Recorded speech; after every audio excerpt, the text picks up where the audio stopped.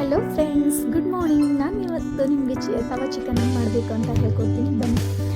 So ಇದು ತುಂಬ easy and ತುಂಬ ಟೇಸ್ಟಿ ಆಗುತ್ತೆ.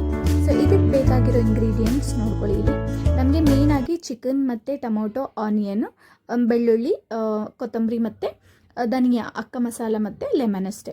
ಸೊ ತವಾ ಬಿಸಿ ಆದಮೇಲೆ ಆಲ್ಮೋಸ್ಟ್ ಐರನ್ ತವಾ ಪ್ರಿಫರ್ ಮಾಡಿ. ಸೊ ಐರನ್ ತವಾ ಬಿಸಿ ಆದಮೇಲೆ ಎಣ್ಣೆ ಹಾಕ್ಕೊಳ್ಳಿ ಅದರಲ್ಲಿ. ಸೊ ಇಲ್ಲಿ ನಾನು 2 ಸ್ಪೂನ್ ಎಣ್ಣೆ ಹಾಕ್ಕೊಳ್ತಾ ಇದ್ದೀನಿ, 2 ದೊಡ್ಡ ಸ್ಪೂನು. ಸೊ ಅದರಲ್ಲಿ ಅಕ್ಕ ಮಸಾಲೆ ಎಲ್ಲ ರಾ ಮಸಾಲ ಹಾಕ್ಕೊಳ್ತಾ ಇದ್ದೀನಿ. ರಾ ಮಸಾಲ ಹಾಕಿದ್ಮೇಲೆ ನಾವೇನು ಸಣ್ಣದಾಗಿ ಕಟ್ ಮಾಡ್ಕೊಂಡಿರ್ತೀವಲ್ಲ ಆನಿಯನ್, ಅದನ್ನು ಹಾಕ್ಬಿಟ್ಟು ಚೆನ್ನಾಗಿ ಅದನ್ನು ಫ್ರೈ ಮಾಡ್ಕೊಳ್ಳಿ. ಲೈಕ್ ಆಲ್ಮೋಸ್ಟ್ ಬ್ರೌನ್ ಕಲರ್ ಆಗೋ ಥರ ಮಾಡ್ಕೊಳ್ಳಿ. ಸೊ ಅದಾದಮೇಲೆ ಸಣ್ಣದಾಗಿ ಹೆಚ್ಕೊಂಡಿರೋ ಟೊಮಾಟೊ ಹಾಕ್ಕೊಂಡು ಚೆನ್ನಾಗಿ ಮಿಕ್ಸ್ ಮಾಡ್ಕೊಳ್ಳಿ ಎರಡು.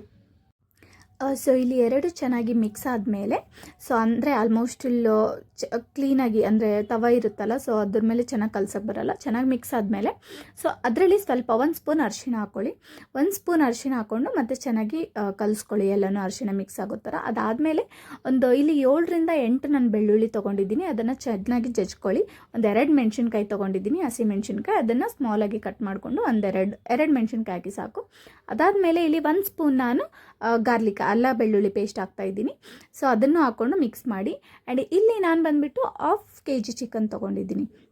ಸೊ 1/2 kg ಚೆನ್ನಾಗಿ ವಾಶ್ ಮಾಡ್ಕೊಳ್ಳಿ. ಚೆನ್ನಾಗಿ ವಾಶ್ ಮಾಡಿಕೊಂಡು ಅದನ್ನು ಆನಿಯನ್ ಮತ್ತು ಟೊಮೊಟೊ ಏನಿದೆಯಲ್ಲ ಅದರಲ್ಲಿ ಮಿಕ್ಸ್ ಮಾಡಿ ಚೆನ್ನಾಗಿ ಕಲಿಸ್ಕೊಂಡ್ಬಿಡಿ. ಸೊ ಇದಾದಮೇಲೆ ನಾನು ಇಲ್ಲಿ ಗರಂ ಮಸಾಲ ಹಾಕ್ತಾಯಿದ್ದೀನಿ.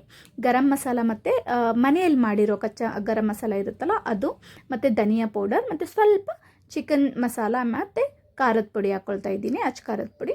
ಸೊ ಇದಾದಮೇಲೆ ಚೆನ್ನಾಗಿ ಮಿಕ್ಸ್ ಮಾಡ್ಕೊಳ್ಳಿ.